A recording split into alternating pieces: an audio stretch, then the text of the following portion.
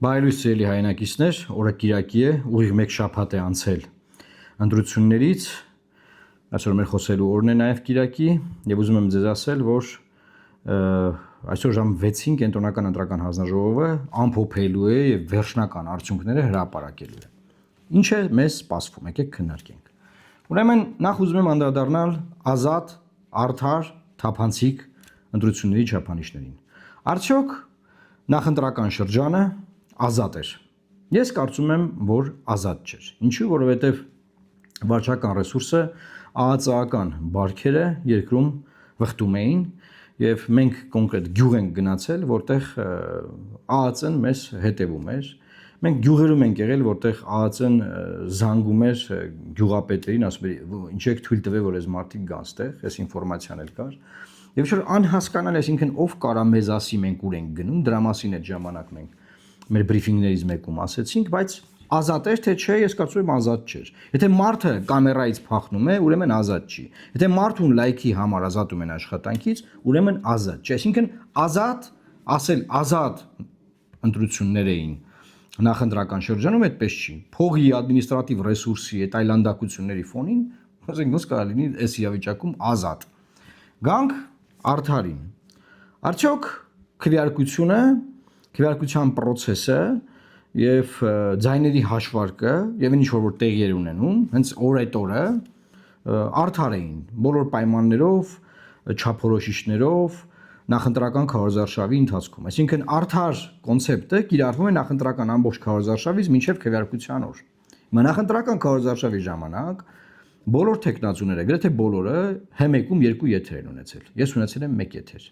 Նախընտրական ամբողջ քարոզարշավի ընթացքում մեր դեմ նյութեր են պատրաստվել, որոնցից մեկն էլ H1-ն է օգտագործել մեզ վարկաբեկող։ Մեր դեմ գնացել է ըստ էության հիբրիդային պատերազմ, որը մղել է իշխանությունը իր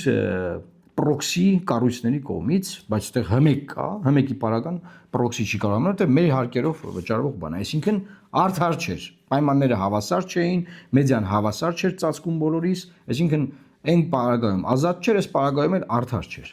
Գնացինք թափանցիկին։ Արդյոք ձայների հաշվարկը թափանցիկ էր։ Արդյոք մենք հասկանում ենք, թե ոնց է ձայները հաշվարկվել։ Արդյոք մենք հասկանում ենք ինչի է մեր ձայները կորել, հետո ինչ որ մի մասը վերականգնվել, չգիտեմ։ Արդյոք այս ամեն ինչը թափանցիկ էր։ Բացարձակ թափանցիկ չէր, մինչև այսօր թափանցիկ չի եւ անհասկանալի է այս որոշումները ոնց են կայացվում։ Այսինքն թափանցիկություն չկա հասկանալու համար, ինչա տեղի ունենում։ Հիմա նայեք, մենք դեռ չգիտենք, քանի ուժ անց է խորհրդարան։ Այսինքն թափանցիկը սա է, որ թափանցիկ չի process-ը, չես հասկանում, ինչա կատարվում։ Այսինքն ընտրությունները ազատ չէին, արդար չէին եւ թափանցիկ չէին։ Գնացինք առաջ։ Ամենաշատ ձայն ստացած ուժը, Ուժեղ Հայաստանը առաջարկ է արել։ Սամվել Կարապետյանը, եկեք քննարկենք Սամվել Կարապետյանի առաջարկությունը։ Առաջարկում է երկու պայման, կամ նոր ընտրություններ նշանակել, կամ գնալ երկրորդ փուլ, որը կորոշեն, ասում է, դա էլ կանենք։ Սամվել Կարապետյանն ասում է, որ մեզ պետք է լեգիտիմ իշխանություն, ամբողջությամբ համաձայն եմ, դրա մասին շատ ենք խոսել, եւ ասում է, որպես լինի լեգիտիմ իշխանություն, ասում է, ոչ մենք ենք հաղթել, ոչ Նիկոլը,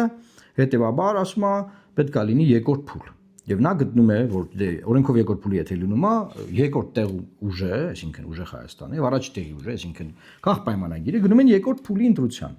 Այսինքն Սամվել Կարապետյանի հաշվարկն այն է, որ երկրորդ փուլում ինքը ամբողջ ընդդիմության ձայները տանի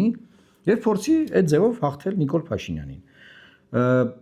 Տրամաբանություն կա բնականաբար, լոգիկան լավն է շատ, բայց այստեղ շատ կարևոր հանգամանք կա, որ Սամվել Կարապետյանը դա կարող է անել մինչև ընտրությունները ձևելով մեկ միասնական բևեռ, մեկ ցուցակով, որը մենք առաջարկել ենք։ Արդեն չի եղել, գնացինք առաջ։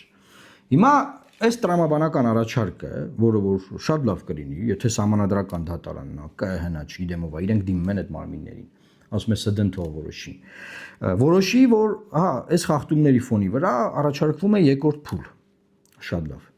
Հարց եմ ուզում տալ։ Ինչու պետք է սահմանադրական դատարանը, այսինքն այն է Նիկոլ Փաշինյանը, որտեղ առաջարկը Նիկոլ Փաշինյանին արված։ Որոշեն, որ լավ եկեք գնանք երկրորդ փուլ, որ ես լեգիտիմ լինեմ։ Ինչու պետք է նա այդ որոշումը կայացնի։ Ուրեմն այդ որոշումը կայացնելու երկու կոմպոնենտ կա։ Առաջին կոմպոնենտն այն է, որ ինքը զգա, որ այնքան լեգիտիմ չի, որ ստիպված պետքա սահանի։ Այս մեկ, ոնց պետքա ինքը դա զգա։ Պրոցեսներից։ Պրոցեսներն արդյոք դրա մասին են խոսում, մի քիչ տես դժվար է ասել եւ երկրորդ կոմպոնենտը դա ճնշումն է։ Այսինքն առաջի կոմպոնենտում Ժորժ ջան Նիկոլն ինքն է վիճարկում օպոզիցիոն ձայները։ Ինքն ասում օպոզիցիոն ուժերը չէին կարող շեմ հաղթահարել, եթե փող չբաժանեին ժողովրդին, չկաշառեին։ Այսինքն ինքը պնդում է, որ բոլոր օպոզիցիոն ձայները փողով են։ Նկատի ունի խորհրդարան անցած։ Բնականաբար չի կարող նման բան լինել, որ բոլոր օպոզիցիա ընտրած մարդիկ փողով ընտրած լինեն, դա հեքիաթ է։ Կարող է լինել, որ փողը ազդեցություն ունեցած լինի, բնականաբար։ Ով պետքա բռներ փողի ձեռքը եւ թույլ չտար իշխանությունը, այսինքն այն է Նիկոլը։ Հիմա ով է պատասխանատու ընտրությունների կազմակերպման համար իշխանությունը։ Ով պետքա նենց անի, որ փողով խորհրդարան չձևավորվի իշխանությունը, այսինքն Նիկոլը։ Եթե ինքը պնդում է, որ փողով է ձևավորվել, ինքը չի արել այդ իր գործառույթը։ Այսինքն այդ զգացողության հարցը առաջին կոմպոնենտը քննարկեցինք։ Երկրորդ կոմպոնենտը Սամվել Կարապետյանի առաջարկի։ Ինչու պետք է Սահմանադրական դատարանը այն է Նիկոլը որոշի, որ եկեք գնում ենք երկրորդ փուլ։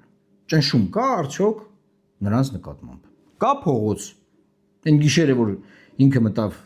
եթեր եւ ասաց, որ Ժորժ ջան 10% գրաթերթիկներն ամփոփած են, մենք հաղթել ենք, միայնակ ձևավորել ենք կառավարություն։ Փողոց չկա։ Որևէ բան չկա։ Մի շաբաթ անցել է, ոչ մի գրամ ճնշում իշխանության նկատմամբ չկա կիրառված։ Հետևաբար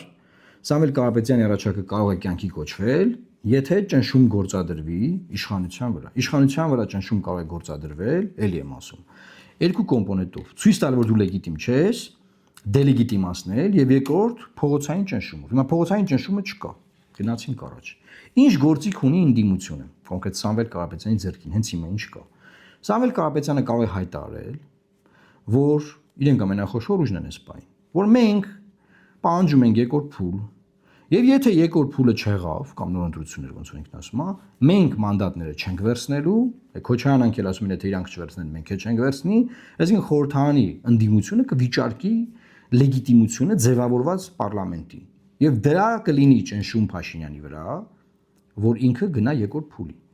Այսինքն, նայեք, փողոցը չկա, այն չկա, այն չկա,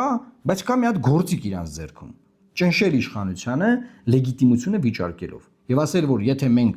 չենք գալի խորհրդարան, քո լեգիտիմությունը դրվում է կասկածի տակ։ Այ դու Նիկոլ, որպեսզի քո լեգիտիմությունը չդնես կասկածի տակ, գնա երկրորդ փուլ։ Կարող ես երկրորդ փուլում մեզ կրի։ Էս էր Սամվել Կարապետյանի ասածը, բայց գործիքը ճնշման, թե ինչպես պետք է ճնշել, որ գնա երկրորդ փուլի, դա բնականաբար չի երևում, չկա։ Հիմա ես առաջարկում եմ, որ ընդդիմությունը կարող է դա անել, այսինքն Սամվել Կարապետյանը կարող է նախապայմանը դնել եւ այդ նախապայմանով Նիկոլ Փաշինյանին պարտադրել երկրորդ փուլ։ Եթե չէ, ոչ մի ձևի Նիկոլ Փաշինյանը իր վրա ճնշում չի զգալու, որ ինքը գնա երկրորդ փուլի կամ նոր վերակվարկության։ Ոչ մի ձևի։ Եվ այս պարագայում գդիմեն ՍԴ, գդիմեն ստեղ, ընդեղ եւ ճնշումը այդ մակարդակի չի լինի։ Եվ այդ որոշումները կհրապարակվեն, հետո կասեն, եթե պիտի դիմեիք ՍԴ-ն ասեր ամեն ինչ նորմալ է, գնացեք պարլամենտ, ու դուք չգնայիք։ Խոսքի խեք դիմե ՍԴ, հարց 1, երկրորդ, եթե պիտի դիմեիք ՍԴ, վիճարկեիք ընտրություններ, ասեիք կեղծված, ու դրանից հետո գնայիք պարլամենտ։ Էլի, խիեիք դիմե ՍԴ։ Դա երկրորդ հարցն է բացվում։ Դրա համար սիրելի հայրենակիցներ, ես շատ եմ մտածել, բնականաբար շատ խորը լոգիկա կա Սամվել Կարապետյանի ասացի մեջ, ասում ախպեր ջան, ես չեմ հաղթել, դու չես հաղթել, ես էլ եմ ուզում լեգիտիմ իշխանություն, դու էլ ես ուզում լեգիտիմ իշխանություն։ Երկրորդ փուլ արա, ով կհաղթի, թող նա էլ ձևավորի լեգիտիմ կառավարություն։ Շատ լավ, բայց խի պետք է Նիկոլը ստիպված դա անի։ Ինչի համար, ոնց պետք է ստիպի ինքը։ Ոնց պետք է ինքը զգա, որ ձև չունի, պետք է գնա այս երկրորդ փուլին, ոնց։ Միակ բանը, որ կարելի է այս պահին անել, որտեղ ես չեմ հավատում փողոցին, փողոց չի լինելու, արդեն չի եղել, չի կարող լինել, էներգիան գնացած է։ Դա այն է, որ իրենք կարող են ասել, որ մենք չենք վերցնի մանդատները, եթե դու չանես երկրորդ փուլ։ Որովհետև եթե այդ ճնշման վերջի լծակը չի օգտագործվում, Ժորժ ջան, ես կանխատեսում եմ լինելու է հետևյալ բանը։ ՍԴ-ը ԿՀ-ը բանա որոշումները կայացնելու են, գազը գնալու է եւ ինչ են անելու հետո։ Գնալու են խորհրդարան ու դուսա գալու իրենք չճանաչած ընտրությունների, չճանաչած խորհրդանի, ոչ լեգիտիմ խորհրդանում գնացել են աշխատում են եւ հետեւաբար միջազգային հանրության ուղերձ են տալի, որ սա նորմալ է, լեգիտիմ է խորհրդանը։ Էս է իրավիճակը եւ սա երևի թե միակ լուծումն է ճնշման համաժողովրդական, որ այդ պրինցիպիալ հարցը դրվի, որ եթե դու չես տանում երկրորդ փուլի, մենք քո հետ չենք գալիս քո համակարգում քո հետ խաղալու։ Էսա մնացած բոլոր շատ եմ երկար մտածել եմ, էլ ինչ կարելի անել, էլ ոնց կարելի անել, էլ ինչ կարելի անել։ Ուրիշ լծակ էս պայն օպոզիցիայի ձեռքում չկա։ Ուրիշ հնարավորություն օպոզիցիան հիմա չունի։ Փողոցի թեման միշտ կա, բոլորը խոսում են, բայց ես օրինակ հիմա նայում եմ, ես չեմ տենում այդ։ Այսինքն փողոցը կարա ուղեկցվի այդ նախապայմանին։ Նախապայմանը դրվի ու փողոց էլ լինի, օքեյ։